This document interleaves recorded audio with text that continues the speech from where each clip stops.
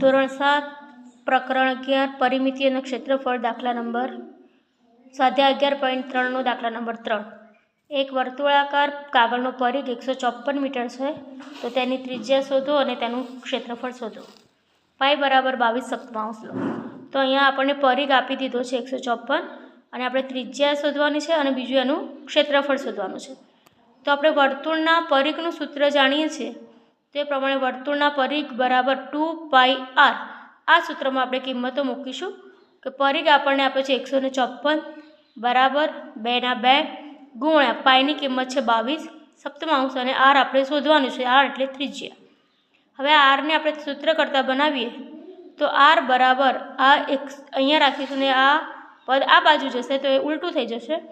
તો 154 સાથે 7 ગુણાકારમાં આવશે અને 2 × 22 છેદમાં આવશે ને આપણે એના છેદ ઉડાડીશું તો 22 * 154 22 નો લોપ થશે અને આર આપણને મળે છે 49/2, એટલે કે આપણને આર મળે છે ત્રિજ્યા 49/2 મીટર મળે છે। અને આપણે પોઈન્ટમાં પણ જવાબ લાવી શકીએ છીએ અને ન લાવે તો પણ ચાલશે। હવે બીજું આપણને કહ્યું છે વર્તુળનું ક્ષેત્રફળ શોધવાનું, તો આપણે વર્તુળના ક્ષેત્રફળના સૂત્રમાં કિંમતો મૂકી અને શોધીએ। વર્તુળનું ક્ષેત્રફળ બરાબર πr²। પાઈની કિંમત છે 22/7, ત્રિજ્યા આર આપણે શોધી 49/2 એનો વર્ગ।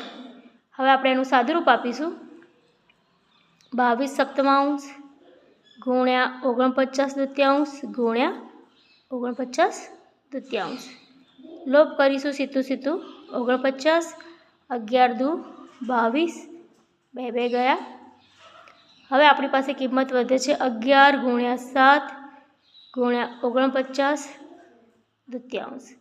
આ બધાનું આપણે સાદુરૂપ આપીએ અને એનું સાદુરૂપ આપીને જે આપણને જવાબ મળશે એ જવાબ આપણે અહીંયા નોંધી લઈશું।